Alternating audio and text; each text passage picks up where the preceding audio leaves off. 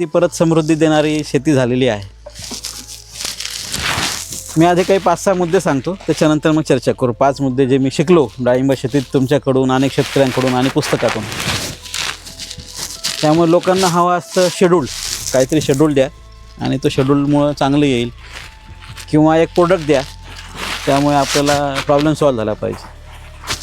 पण ते कसं आहे की माझ्या वजनासारखं आहे, माझं पोट वाढलं आहे आणि गोळीनं काही कमी होणार नाही. तुम्ही माहिती आहे, तुम्ही काय म्हणणार, मोठ्या जरासं पळ, चाल, थोडं शेतात काम केलं, फिरला तर चरबी कमी होईल.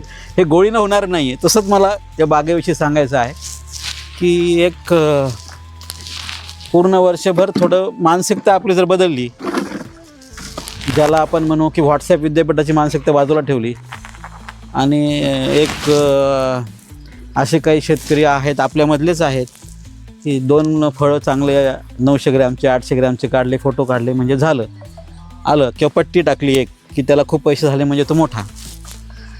तर असं होत नाही. मी अनेक शेतकरी बघितले की 5 वर्ष चांगलं काम केल्यानंतर बाग पाहायला पण जावं वाटत नाही त्यांच्याकडे. तर सातत्यानं माझं एकच भर आहे बोलण्याचं की हे आपल्याला डाळिंब बाग ही 15 वर्ष फळं देणारी आहे. 15 वर्ष आपल्याला असेच पैसे व्हावेत, अशी होण्यासाठी प्रॉब्लेम जे येतात त्याच्यातला पहिला जो प्रॉब्लेम मला सापडला तो कमी करायच्या दृष्टीने मी सांगेल माहिती. तर पहिला ही डाळिंबाची आज आपण मीटिंग घेतलेली आहे आणि फळं दिसत आहेत, पण डाळिंबाची खरी जी शेती आहे ती माझ्या दृष्टीने फुलांची शेती आहे. डाळिंब फळ हे दिसतं, पण खरं डोकं जे कुठं लागलं पाहिजे आपलं ते फुलांमध्ये. कारण काय, फुलांचे तर प्रॉब्लेम आहेतच, म्हणजे आधी फुल निघत नाही, गळतं. सेटिंग हा मोठी समस्या आहे.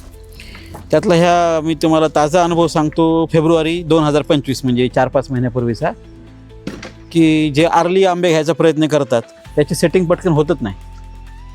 आणि मग आम्ही कंपनीवाले दुकानदार म्हणतात की काय द्यायचं, सगळे प्रकार बाजारात हजारो लोक आहेत सांगणारे, टॉनिकवाले आहेत. पण त्याच्यातून एक आम्हाला शास्त्र सापडलं. यावर्षी प्रयोग घेतले. आमचं काम काय आहे, शिक्षण, आमच्याकडे डॉक्टर आहेत PhD आणि माझं MSc शिक्षण झालं असल्यामुळे प्रयोग घ्यायचे म्हणजे एक ओळ घ्यायची, 10 झाडं घ्यायची, त्याला ट्रीटमेंट द्यायची आणि दाखवायचं की हे केल्यामुळं सेटिंग होईल.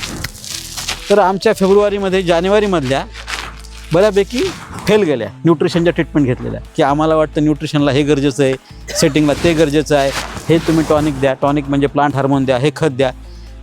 ह्याचा विचार करताना म्हणजे मी 20 वर्ष डाळिंबात करताना काम 20व्या वर्षी या फेब्रुवारी महिन्यात माझ्या अशा लक्षात आलं, पुस्तकाने एका शास्त्रज्ञानं समजून सांगितलं की 946 डिग्री डेज झाल्याशिवाय सेटिंगच होत नाही. म्हणजे तेवढं डिग्री डेज म्हणजे काय, सूर्याचा प्रकाश 60ला पाहिजे.